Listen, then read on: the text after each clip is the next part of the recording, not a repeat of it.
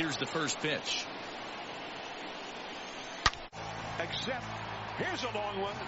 Way back there. Adios Pelota! Okay, gonna do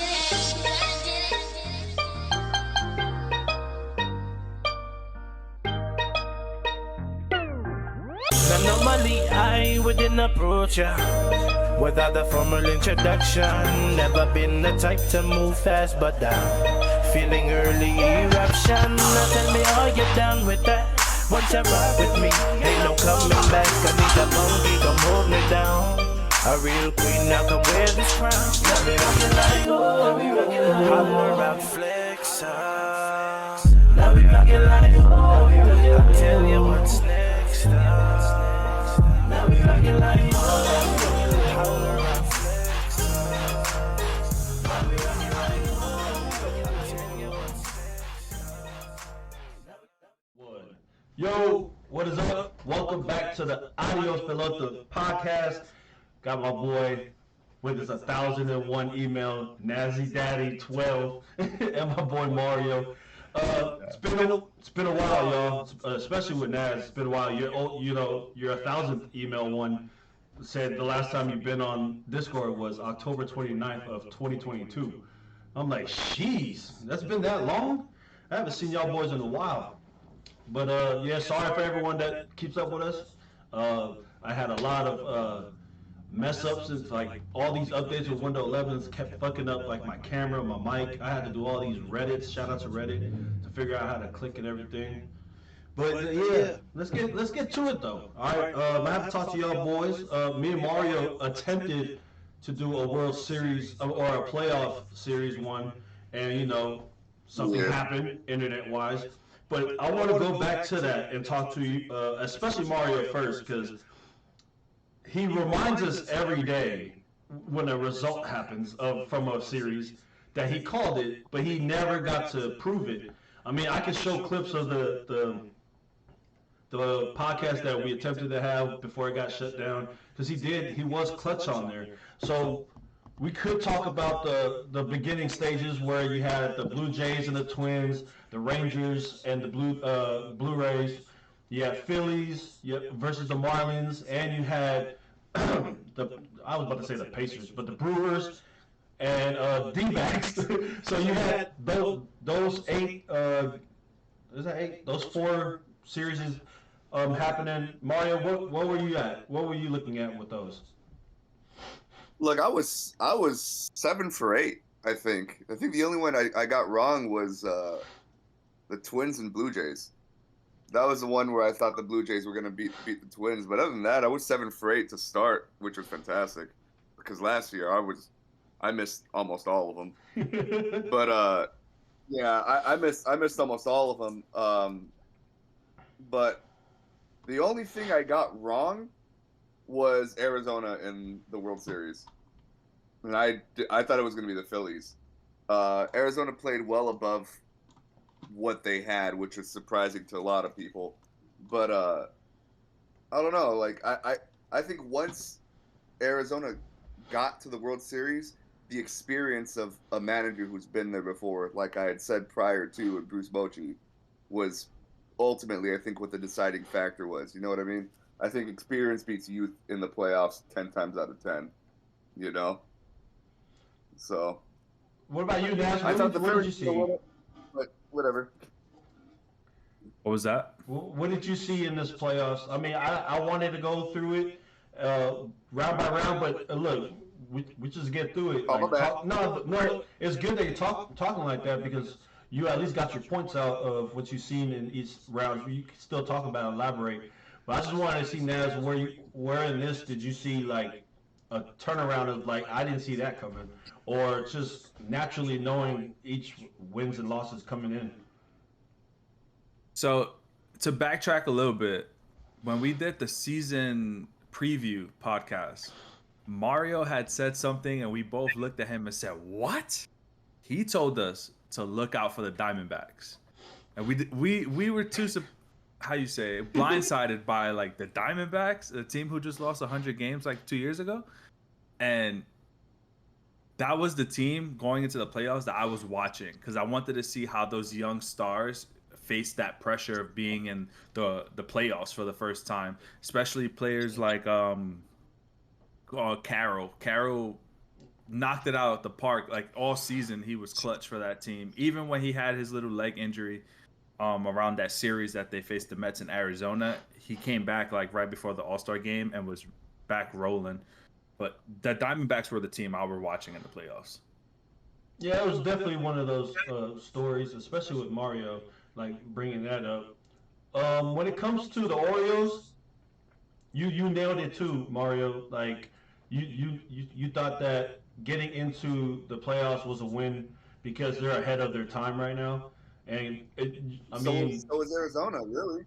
true, but it was more of Orioles what you were talking about, especially in past um, podcasts that we had. Had they went against the Twins or the Astros instead of the Rangers, you think it would have been a different outcome? And would you see them go into the championship rounds? Had they went against the Twins, yes. If they would have went to Astros, I think the result would have been the same. I think if they went against the Twins, it would have been a Texas Baltimore ALCS. But I didn't see Baltimore because they had lost Felix Bautista for the year. You know what I mean? They were hurt on the pitching side of it. So I figured, like, you can't win if you can't stop teams from scoring. You know what I mean? I think Baltimore is going to be a very good team for a while, depending on if they pay their players or not. Baltimore's had a long history of penny pinching, and they got a lot of studs coming up in their farm system. So it's going to be interesting what they're able to do with the players that they have under club control for 5 years. So I think Baltimore is a few pitchers away. Offensively and in the field, I think position players they're fantastic, but I think they're when you look at their rotation, I think that's what's going to hurt them the most. Like I said, I think they got to the playoffs, I think a year or two too early, in my opinion. But I mean, that was great for them, you know what I mean? To essentially punch above their weight class in a heavyweight division that involves the Yankees, which had a very down year, that involves Baltimore, which is always a competitive team, that had Tampa Bay, which is always a competitive team. You know what I mean? So I think they'll be hanging around for 2, 3, 4 years, depending on what they do with their contract situations when they do come up. So, how do you feel about this before I go over with Naz? Like, you said that they're 2 years too early. Do you believe that they'll gain experience to get better, or do you think this might be like a growth stint, like just like literally stops them from growing into this beast that we think they could be? no, I don't. So I don't think this stops them at all. I think them making it to the playoffs this early only helps in that experience aspect, because now they know what it's like. You know what I mean? So usually when you get teams that come into the playoffs that never been there before, they have a bunch of young guys. The youth and inexperience always shows in the postseason. Always shows in the postseason. You don't see young teams like win World Series. Arizona could have been probably one of the first few. You know what I mean? But I think they gain that experience. I don't think New York is. I don't think the Yankees are for real still, even with the Juan Soto signing. I think they're just an overpaid team that's gonna flounder again. And I think Boston's still trying to figure out their identity as well. Tampa Bay is always going to be hanging around. I think Tampa Bay has always been good at maximizing their payroll, essentially. Not Tampa Bay. Toronto is the one team that I'm concerned about. You lose Matt Chapman, you know what I mean. You lose Teoscar Hernandez. They're thinking about trading away their young core of Vlad Guerrero Jr. and Biggio and Bichette, which is crazy to me. So I think they can't pay those guys. So now they're gonna have to figure out who they're gonna be. I think the Toronto window is closing and people aren't talking about it. So When it comes to this playoffs, Naz, for me, what was satisfying is seeing Arizona sweep the Dodgers. Fuck the Dodgers.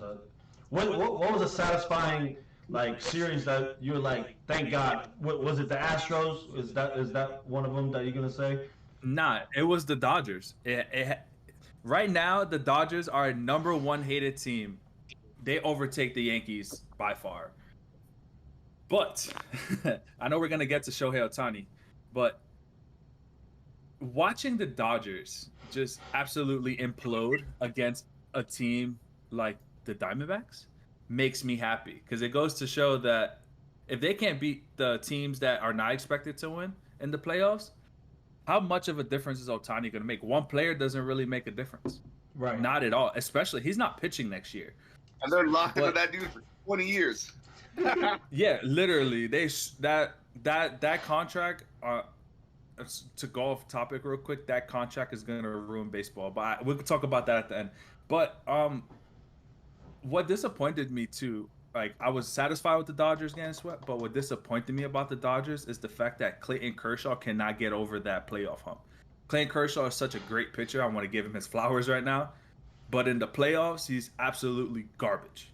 Garbage. He can't get over that hump. I don't know if it's the jitters, the too much pressure, Bright lights. but that man, he can't perform in the playoffs. I don't know how he stayed on the Dodgers for so long, that he comes to the playoffs and he's fucking Matt Harvey 2017. Yeah, it's a joke. And You know, go ahead, Mario. I said for me, as much as I hate the Dodgers, the most fulfilling series for me was the Phillies and Braves. For me, was Phillies and Braves, bro. Because I am a closeted Phillies fan. Apparently, I'm your residential Bryce Harper fanboy over here, you know. But for me, for the Phillies to essentially get hot at the right time, but still barely make it in the playoffs, blow through Miami, and then make it to Atlanta and just give them the old gentleman sweep, for me, off of a team that everybody thought Atlanta was going to be the team that made it, like, that was going to cruise through the playoffs. And for the Phillies to come in there, punch them in the mouth repetitively, and Atlanta to have no answers was fantastic for me to watch. And I don't hate Atlanta. But I hate when people start jumping on the bandwagon and they're all about, like, and like, you start anointing, champions in the middle of the season. You know what I mean? That puts a sour taste in my mouth. So to see the Phillies punch them in the mouth and just cruise through, that was fantastic. And that was probably the most fulfilling series for me. Man. I'm gonna say this. I can't comment on that series without complimenting a rival, so that's why I didn't comment on it. I refuse. So, damn, I forgot what I was about to say. Oh, so Bro, I thought Arizona was gonna be good. I didn't know they were gonna be that good. yeah, they I played didn't know they really. were gonna be that good. They played So really yes, well. I said look out for them, but I mean look out for them into the fucking World Series. So, Naz, you brought up a good point that the Dodgers are the #1 most hated. So, does this signing, because that's where I'm segueing, does this signing make it even worse? Did you hear that? You cut out. Yeah. This signing did nothing for anybody. Well, and I'm gonna say it like this. And the reason, the Shohei signing, everyone knew he was gonna go to LA. He's ring chasing right now, and gotta give it to them. They're the closest ones to get the ring if they can stop choking. They got the ring in their mouth, but then they swallow it like idiots. We already knew he was going to the Dodgers. He was going to go to a team that has the best chance of winning a World Series. And that team, unfortunately, is the Dodgers because of the star power. But you could have all the stars on the world on paper, i.e. the Mets last year, and not go nowhere or make it to the playoffs and do nothing. Braves. So he's just another name on a list of stars. They have to perform. They have to go out there and play hard every day. Yeah, but winning 110 games doesn't give you a championship. They've shown that to us too. As long as Dave Roberts remains the manager of the Dodgers, they will continue to underperform in the playoffs. That's a good point. Mm-hmm.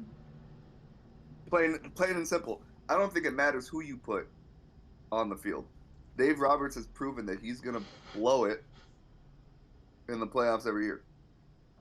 And until they can win consistently in a full 162 game season in the playoffs, I'm never going to believe in the Dodgers to win anything. They got to show me something. Yeah, 2020's World Series, to me, that has a little asterisk upon it. Y'all played 60 games. Yeah, sorry, can't give it to you. As much as they won it, we can't give it to them. And they always say, oh, but to segue a little bit, oh, what about the Lakers? Well, the Lakers played a full season. Their playoffs got cut short because of COVID. Yeah, they played almost the whole season, so you can't compare those two rings. The Dodgers ring to me doesn't exist because you haven't been able to do it. You couldn't do it before 2020, and you haven't done it after. Nope. Good point. Do you think that 2020 is the plain and simple? You think that 2020 is why Roberts is like that? Convenient for them to backload that contract for Shohei, which is great. What's that? Sorry, you cut out. I'm cutting out again. See that? I think he's having internet troubles. Again. Here we go. No, you good now. You good. Finally.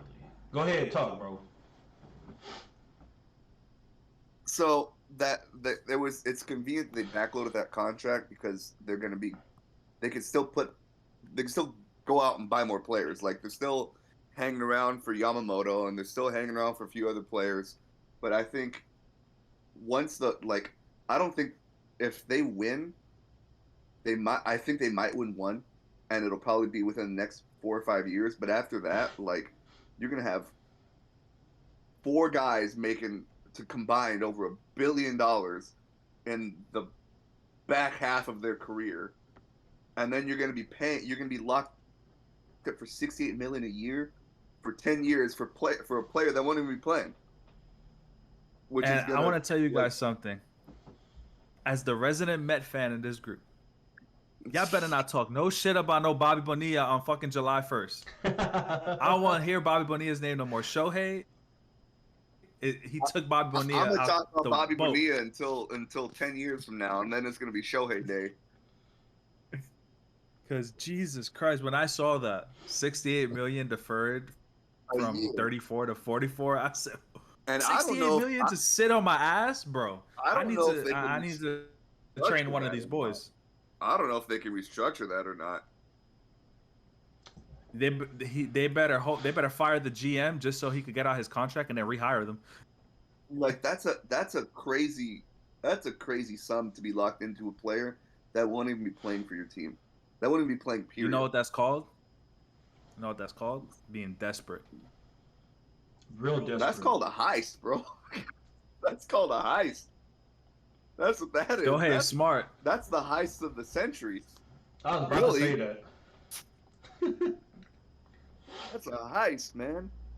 Yo, so now here's my question: How many players are gonna ask for deferred contracts? Pitching next year. Damn, He's only going to be hitting. You're paying $700 million for a guy who won't even be pitching next year. He's only going to be batting 3 to 4 times a game. That's it. That's interesting. How many players do you think are going to ask for deferred contracts now? He had that UCL and he can't pitch. He's going through the same thing that Bryce Harper's going through. But Bryce Harper's a machine. He's like, I will get on the field any way possible. Bryce Harper's a machine. Naz, you bring up a good point. I agree. This is it's his gonna be second everybody. one, though. Yeah. So this one's gonna be different. He ain't gonna be throwing 100 miles an hour no more. I'm breaking out again. Check out again, dog. See, that's that shit right there, bro. Yep. let's talk about holy shit. You got to get better internet, bro. It's that Fort Drum internet. Fucking Fort Drum. Talk to me about the Korean going to the Giants. So I think the Giants overpaid for him. I haven't said that yet. I think he was worth about 70 million, 50 to 70 million in that window. Same amount of years. They paid like 113 million, something like that. I think that was a desperation move on the Giants' part, just trying to get somebody. You know what I mean? We've gone through Correa. We've been arson judged. You know what I mean? We've gone through the whole Shohei thing. I think at this point in time, they were trying to get somebody. However, I still think he's going to be a very good player, possible perennial all-star type player for them. He's a very high contact guy, gets on base, good LBP. He's not going to hit you a bunch of home runs. You know what I mean? Granted, his biggest year hitting home runs was 23 home runs. As a lefty, he ain't going to be hitting 23 home runs in San Francisco. That ain't going to happen. But that man the guy gets on base and he can hit virtually anything. I've seen videos of balls that were supposed to hit him that he was able to hit and play and get on base. You know what I mean? He reminds me of a Luis Arias type, high contact, can get on base. He's gonna hit 300 to 330 every year, which is fantastic. Get on base. I think he'd be a solid number 2 batter. Defense, he's above average, but he's gonna have those moments where you just like, what was that? But you're not paying him for his defense. You're paying him for what he can do at the plate. And what that is get on base a lot. You know what I mean? And when you get a player like that who can play, I think his skill set will translate well to San Francisco. So, I mean, we still have a power problem. Giants still have a power issue. You know what I mean? They don't got power guys, but at that point in time, you got to find guys that can play within the dimensions of your field. You know what I mean? Well, so let's see if my internet's working. But let's talk about the rest of the off season. What are the additions for other teams that y'all seen, and comment on those opinions, like the trade to New York. Y'all mentioned with Juan Soto going there. Talk to me about all these acquisitions that happened. Where did Matt Chapman go? Because I didn't know he got moved. He hasn't been signed yet. Oh, okay. So talk to me about those that got signed or got traded that you felt was either weak, because we already thought Shohei was weak, or you feel like it was a sneaky good pickup for that team. Because you gonna hate me, but that trade for Tyler Glasnow, I think, was a very excellent trade for the Dodgers because they need that help in the pitching aspect. Mm-hmm. And to be able to lock him up for 5 years, 135 million. However, he did have that Tommy John surgery, but it seems like a common theme for Tampa Bay pitchers to have Tommy John after like their first 2 seasons or its first season. So it's going to be interesting to see what he's like on the mound. But on paper, I think that was a very excellent trade for a team that needs help in pitching. When you have Clayton Kershaw, who's going to be gone soon, and you don't have a true number 1 guy to go out there and get Glasnow to be that guy for the future for you, to have him and Julio Urias back to back 1-2, and then have Bobby Miller coming up, I think was a fantastic pickup. Julio Urias is a free agent. Is he? Well, hopefully they bring him back. And don't forget, Shohei comes back 2025. He's their number 1 for the next 9 years. But what is he gonna have? Like, hey, he better have something for $2 million a year. It was like I've seen some type of statistic of players who have more than 1 Tommy John surgery who just are not the same when they come back. DeGrom had 2 and he hasn't been the same. You know what I mean? Like, you see players like that, and DeGrom is a generational talent. Right. And I don't think, on the mound at least, and I don't think he hasn't been the same. And I don't think Shohei's going to be the same on the mound. for ever. I don't think he's going to be tapping 100 mile an hour pitches on the mound anymore. What I've noticed too with these pitchers getting Tommy John is all the pitchers that throw 100 plus. Like, bro, dial it back and placement, and get a little bit more movement. Everybody's throwing 100 plus now. Everybody's hitting high 90s to 100s. Bro, that's the one thing I can say about the 90s Braves. They had the pitcher. He gonna throw 89 mile an hour sinker. You know it's coming. You still ain't gonna hit it. But even John Smoltz was throwing 99, 100 though. For a few years, and then he learned how to be a placement pitcher when he lost his velocity. He was still hitting mid 90s. How do you feel about your Mets right now? Throwing 104 miles an hour. Pitcher, but the pitch was still coming in at like 95, 96. Like, you know what I mean? Naz, how do you feel about your Mets right now? Like building into the next season? The who? No, I'm just kidding. Who? I don't know. This off season is pretty a surprising one for Uncle Stevie, being that he has like a unlimited check. You know, he got a blank checkbook for almost everybody that maybe he wants. We got David Stearns, right? And I'm gonna talk about him for a little bit. We were so adamant on getting David Stearns for our president of baseball operations. Honestly, you're gonna bring in someone like that who has success in a small market, because he had to have success in a small market with not a lot of money. But now he got unlimited money and he ain't doing shit with it. He's still in the mindset of small market. Like, this is New York, bro. You got to make acquisitions because the fans going to turn on you quick in New York. We wanted you, but we could hate you as much as we wanted you. We got Luis Severino. That's the highlight of our fucking postseason. I mean, of our off season. Luis Severino, Joey Wendell, like back-to-back days, like, okay. And we've been shopping at Dollar Tree for players for the last 2 months. Well, that's what happens when you're like, they're like, they have PTSD now. You know what I mean? Like, they spent all that money last year, and now they're paying two pitchers and fucking Max Scherzer and Justin Verlander to pitch against them. You know what I mean? Like, that's a good point. I get that. You get gun They got PTSD off of giving $80 million to two 40-year-old pitchers. Who made that decision? That was stupid on them.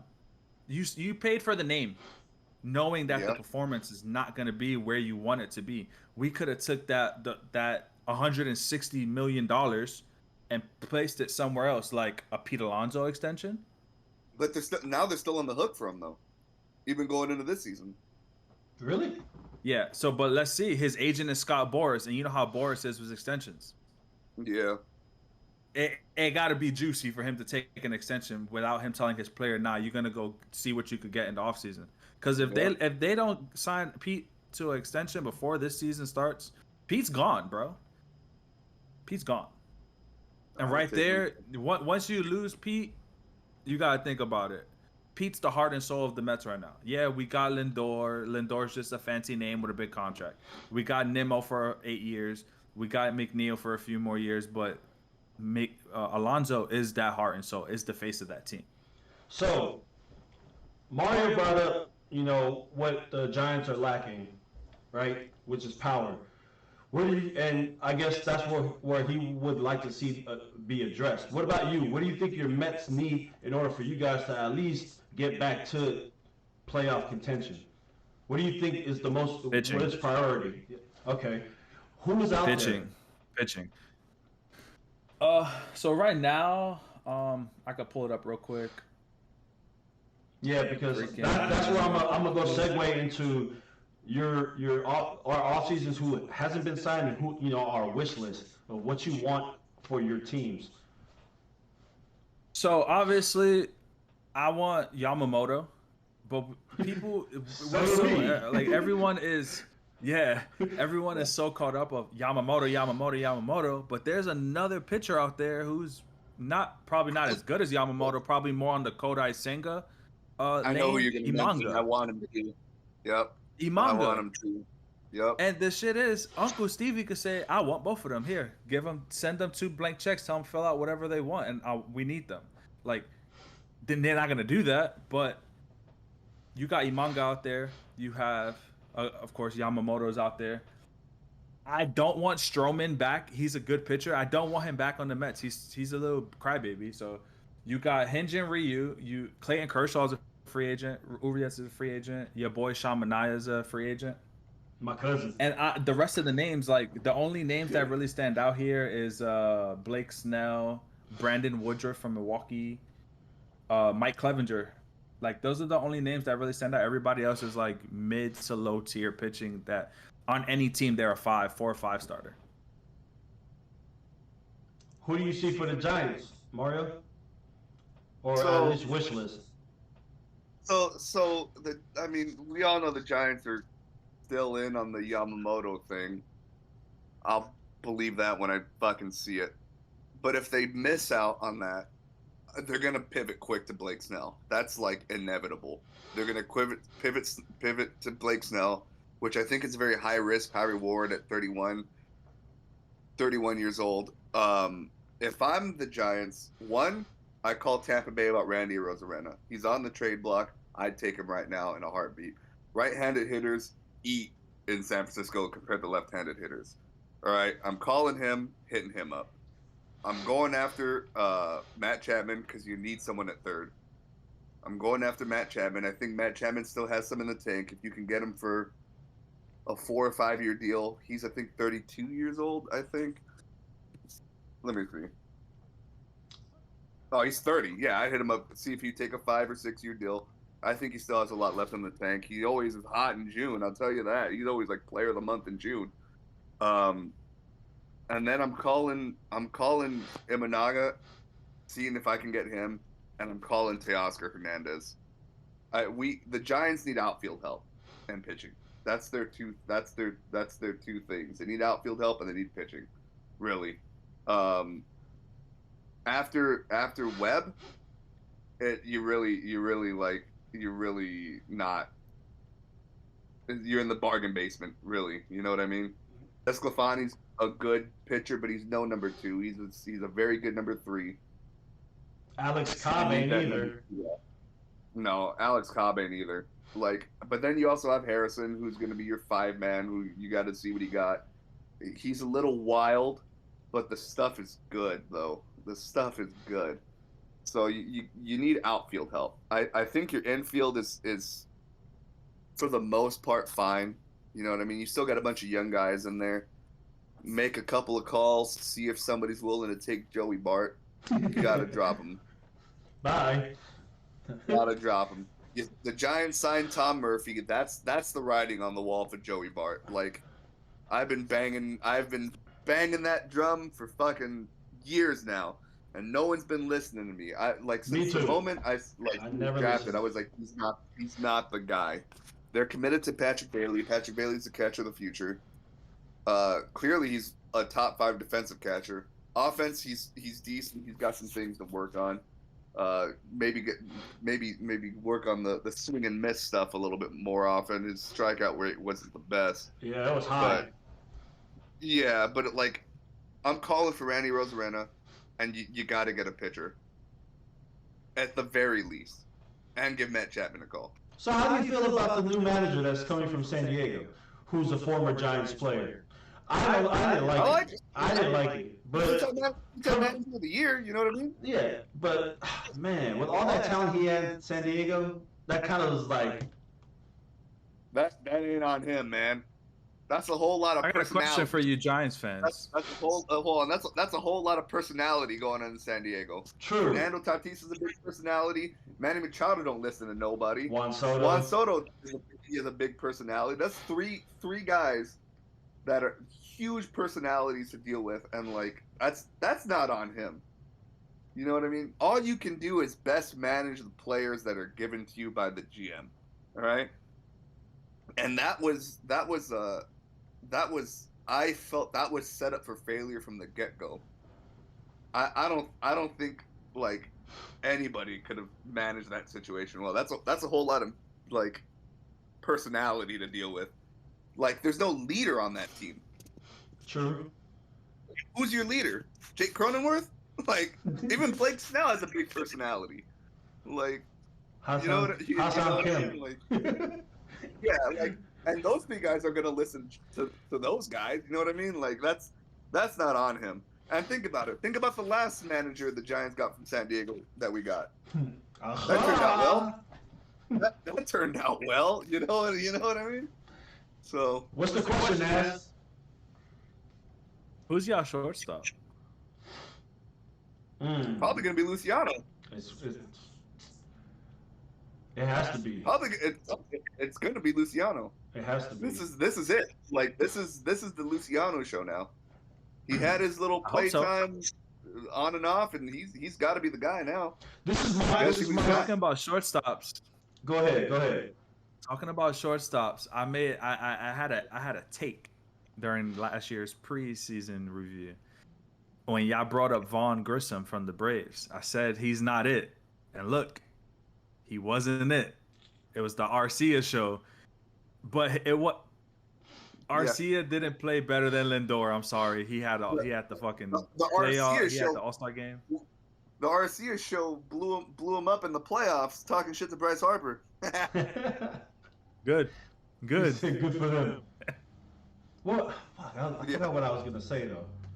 Had to do. Oh no. So my little dream for the Giants, right? Because I don't know what we're gonna do this year. I'm still dissecting the team, but you got Brandon Crawford.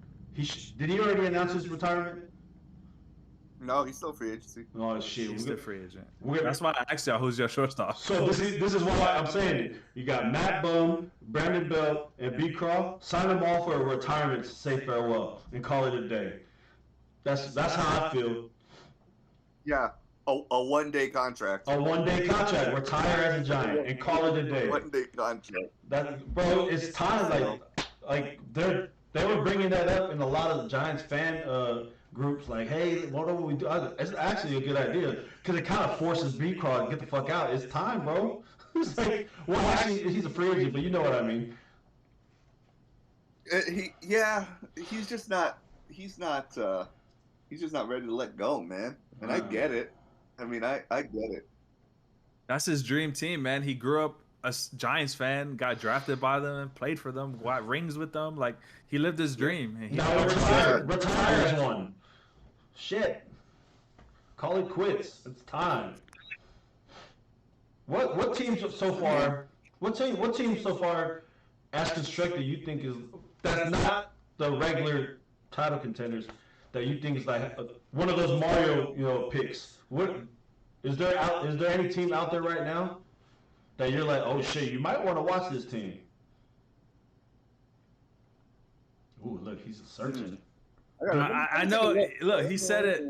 I'm gonna say it. I'm gonna steal his shine from last year. I'm going with the Orioles, especially because they got this kid's son coming up this year. But they're already here, though. Yeah, see, we know they're gonna be good. I'm talking about they've already arrived. No, I mean they're gonna make the World Series type shit. Oh yeah. All right, so that's a good point. But I want to know who's the next Arizona Diamondbacks that we don't know of. That's the one I'm trying to see. Where me and you like, who it's not.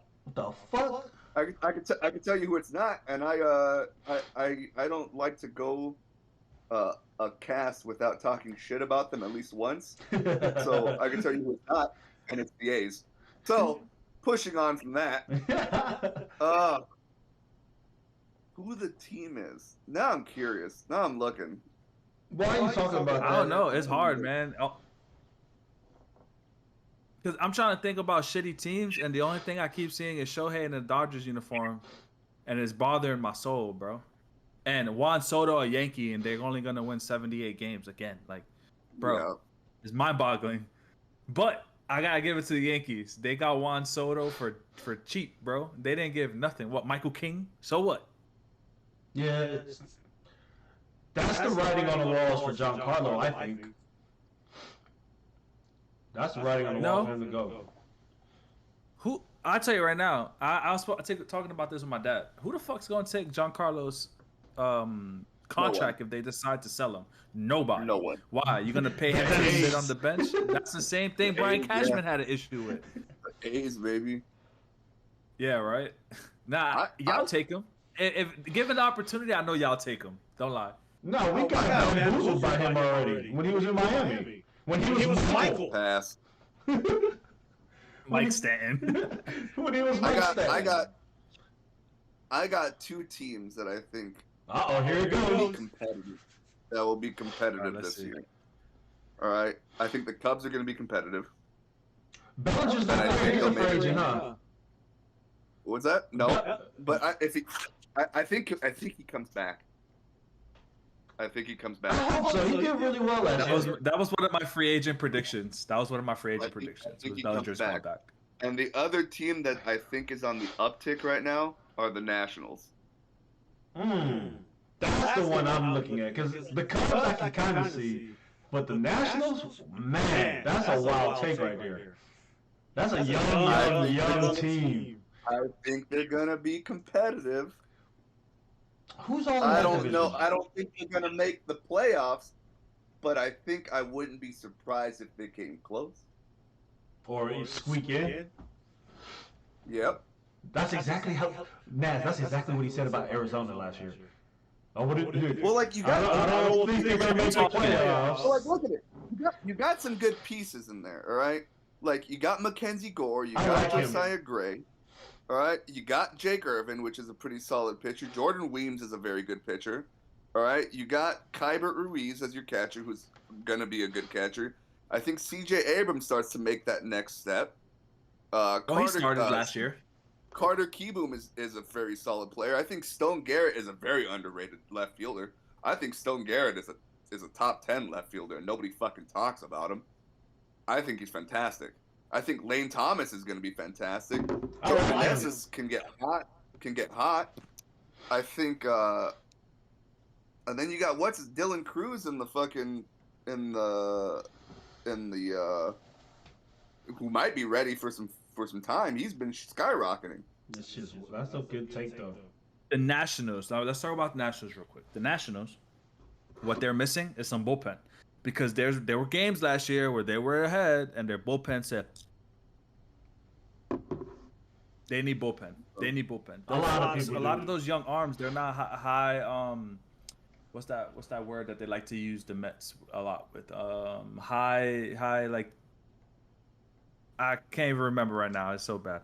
High IQ pitchers that gotta like high like pressure, high pressure moments. So like coming in with the bases loaded and 1 out. Oh, they just got the Mamba mentality. Like to come in and pull a Diaz with bases loaded and strike 3 batters in a row. You know what I'm saying? Like the Nationals are lacking those type of pitchers who could come in and like stop a bleeding and shit. Yeah, but I don't know, man. I think they remember what you said. You can't win if you can't stop the other team from scoring, and that's what the Nationals didn't do last year. I mean, neither did the Diamondbacks the year before. This is true. What are we talking about That's here? a good point. You know what I mean? The Diamondbacks are better. I want to talk about the to. Nationals being good. Look, I get it. They're in your division, right? I understand. I'm not.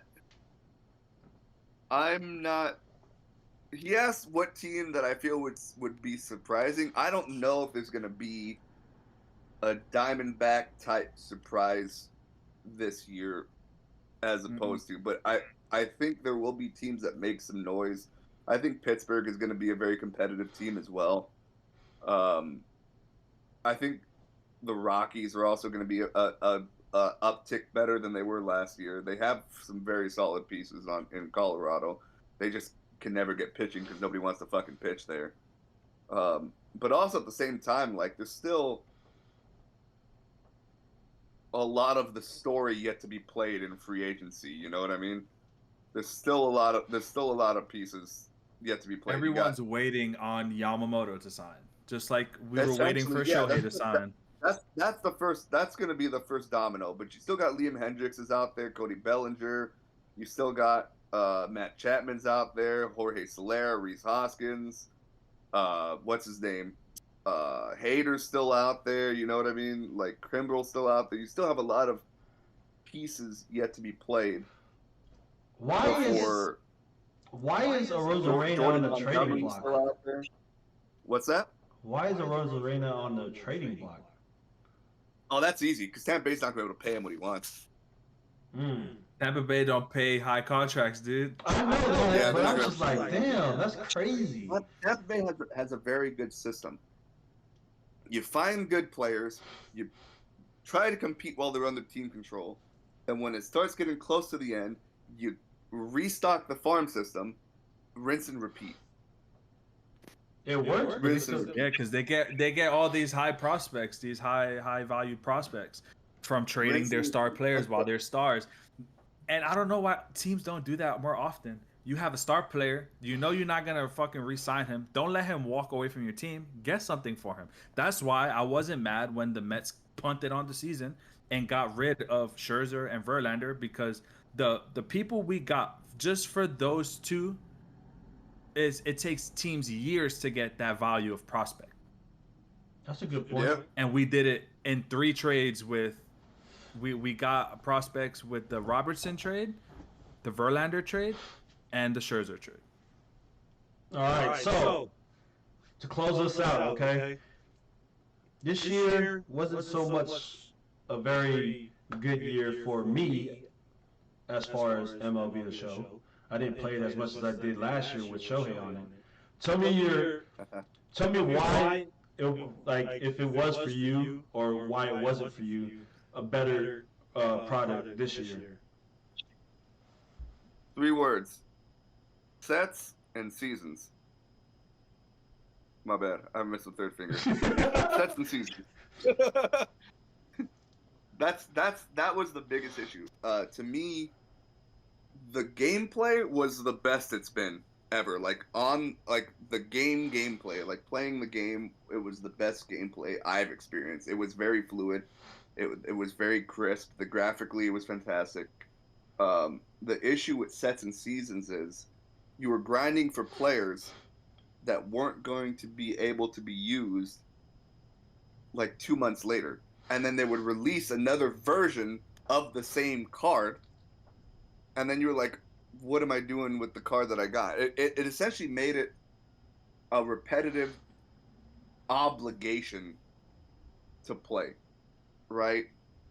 And I don't think that's what it should be. And then on top of that, you lock a lot of players behind paywalls, like the good players behind like the chase packs, which is like, bro, I one day bought like 10 of them, and I had like 10 chase packs and didn't pull a single card. And I was like, what am I doing? So that was when I started looking in the mirror.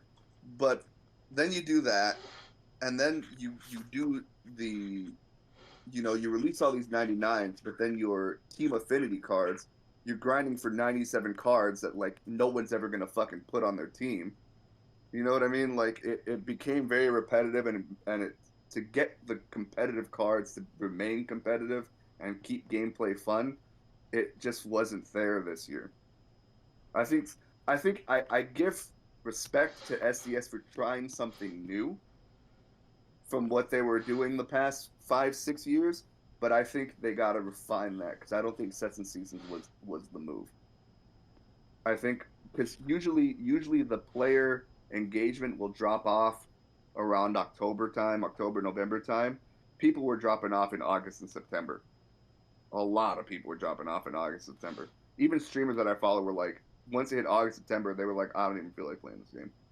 You know what I mean? Right. I think sets and seasons kind of ruined what the game was about. Because I think MLB The Show is the last sports game where it's not weighted on microtransactions, i.e. a Madden or a NBA 2K.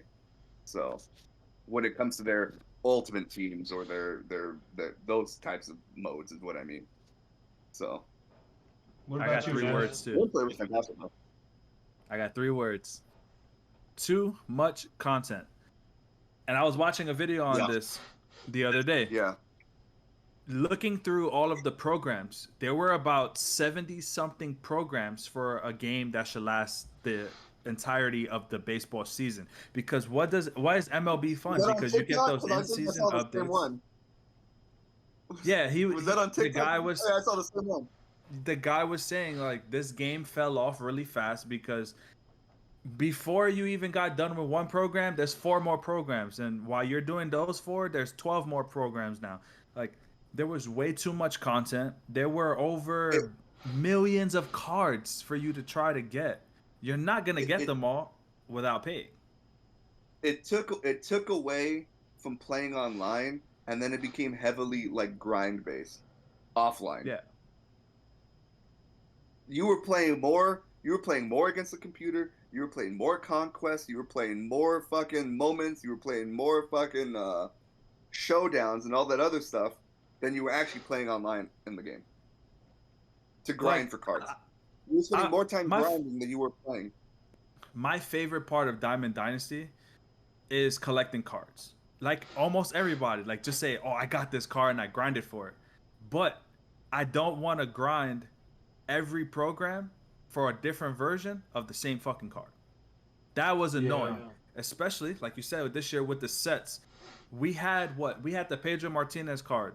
And then this new season came out and you couldn't use it unless it was your wild card. And then they came out with a different version of the Pedro Martinez.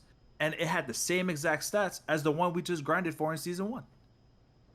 Like, don't give us one special card of a player if you want to do like the rookie card and then like the all-star card or the Hall of Fame card, but you're giving us incognito card, you're giving us a beast card, you're giving us a this card, and they all got the same stats. Why am I grinding for it? There were like fucking 6 versions of like the same damn card.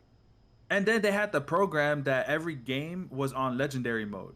I didn't even get through it. I couldn't get through the first fucking showdown. That's the extreme. That's what that's built for. That's built for that. But I wanted those cards, and I couldn't get them because I'm not good enough. But so they had extreme many years ago, and then they stopped it, and then they brought it back. People love extreme. I love extreme. It's hard as shit, but extreme is built. The extreme moments are built to be extreme. Like they're built to be hard. That's the point of the extreme moments. You put a bunch of really amazing cards, and then you have the. I enjoy it. It makes it harder, and that's what extreme moments are built for. That wasn't like. I got a better chance of getting a hit off of Randy Johnson than I do passing that extreme program, bro. Oh, yeah. But that's the point of extreme. That's the point of extreme, though. That separates the boys from the men, baby. That puts hair on your chest. I'd let Roldis Chapman hit me with a 106 in my back for all those cards. I'll take the challenge. That puts hair on your chest. That grows us boys and the men, right? With that being said, do you think SDS does any of those changes to come back? Because like I told you, Diamond Dynasty wasn't my thing until the Shohei cover last year. And I enjoyed it because of what y'all said. I'm collecting these cards, and like I'm over here trying to play like Mario. At some point this year, I called up Mario, and Mario's like, "Bro, I have to give this game up. It's feeling like a job, and I don't want to do this no more." I was like, he would play any other game, and it was true because last year my whole thing when I first played was I'm gonna complete every program and get every single card. And like what Nas said, I would be so proud to complete a program that I look to the left or right, and I got 4 more to fucking do. I'm like, bro, I don't have that much fucking time in my life to be playing this game like this, bro. That's just too much. So with that question you asked about SDS changing it, I think SDS is the best sports franchise when it comes to listening to their players and so on and so forth. Because last year, players are like, we want more 99s to start and so on and so forth. So they changed it this year. They give us too much though. It was, but the thing is like they're good at giving the people what they want. So their whole thing is it's so built on player engagement, and that's their whole bread and butter. So they do a very good job of listening to this because it's like I think MLB The Show is the one game where for the most part streamers and your average Joe player are usually pretty on the same page. Okay, so I think that they do a very good job of listening and making those changes when players ask for them. So I'm looking forward to seeing the changes they made. I'm pretty sure they're gonna make changes based off of the feedback that us as normal people make to them and as streamers make them, because we're pretty on the same page on what the issues are for the game. They do a very good job of listening to those players. Players wanted more content, they're like, fuck it. So they gave them more content. Did it work? Not in the way that they thought, but they were giving the players what they wanted. You know what I mean? This is what we like this year. This is what we asked for, not in a sets and seasons form, but this is what we asked for. We wanted 99s from the jump, and they gave us 99s from the jump. So like we wanted shit like that, and they were like, okay, we'll do that. So I think they'll make those changes. I don't think sets and seasons will be here to stay, but if it is, I think they'll dial it back. They'll work on it. They'll either dial it back or they'll make the necessary changes in those regards. When it comes to like franchise and all that other stuff, franchise was fantastic. March October is fantastic. I'm sick of Road to the Show. Me too. Because Road to the Show has been the same for like 5 or 6 years. It hasn't changed at all. Like in regards to like at least with like NBA 2K, when you do my play, it's like a different story every time. MLB The Show is the exact same thing that it's been. That whole documentary style thing, it's been the exact same shit. There's lines in that game that were in that game for fucking 4 or 5 years ago. They need to uplift that, but that's not where they make their money. Where they make the money is on Diamond Dynasty and player engagement. So, you know. I feel that if MLB could overhaul their Road to the Show, like the way 2K has it, where you're online with other players, I think that would be official. That would be hard though, because like think about it. Who wants to just sit there and bat once every 9 times? You know what I mean? Like, I don't want to bat once and then just sit there on my phone with my thumb my ass waiting for me to fucking bat again with my created player. You know what I mean? That's a hard thing to do. I think the best thing they did was do the co-op mode on like ranked seasons and all that. We could play like 3 guys. We rotate every third batter. Fucking we rotate pitching and that shit was fun. That mode was fun as shit. Like, and then after that, you're just talking shit to your friends because, like, we all suck. You remember when Nas couldn't hit for shit and then ends up fucking hitting the game winner? Hey, me and Nas together undefeated, first and foremost. All right? Me and Nas together undefeated. We went like 4 or 5-0 or something like that. And there have been some times that Nas has put my weight on his back, okay? And I'm just trying to keep us in the goddamn game. Hey. And then I can't fucking... I couldn't hit a beach ball coming at me, right? Hey, as long as we used to see Alex Verdugo pop up as our subbies, we were good. We were straight with Daddy Dugo, you know what I'm saying? The only thing I wish they would change for co-op is that, like, you can pick your whether you're infield, outfield, or pitching, and that's it, and you're that for the game. Because, like, no offense, Fred. My infield sucks. You can't pitch for shit, all right? And like me and Nad like trying to like direct you on where to put a pitch, and we're just like, and I'm just like, kill me, like fucking kill me. Up court, upright, low right. Yes. Slider right. A little bit more. Slider down and away. You were like, hey, we should probably switch pitchers. I was like, oh no, he's fine. And then Griff went over for a home run, and I was like, oh, I guess he wasn't fine. I'll never forget that game. I still have that clip on my PlayStation. Yeah, like, no, he's good. It'll be all right. Oh shit! You gotta have to show that. Hey, look, this was fun. This is one of many. Again, all of my tech stuff got fixed. I'm good. Now it's about timing with my brothers.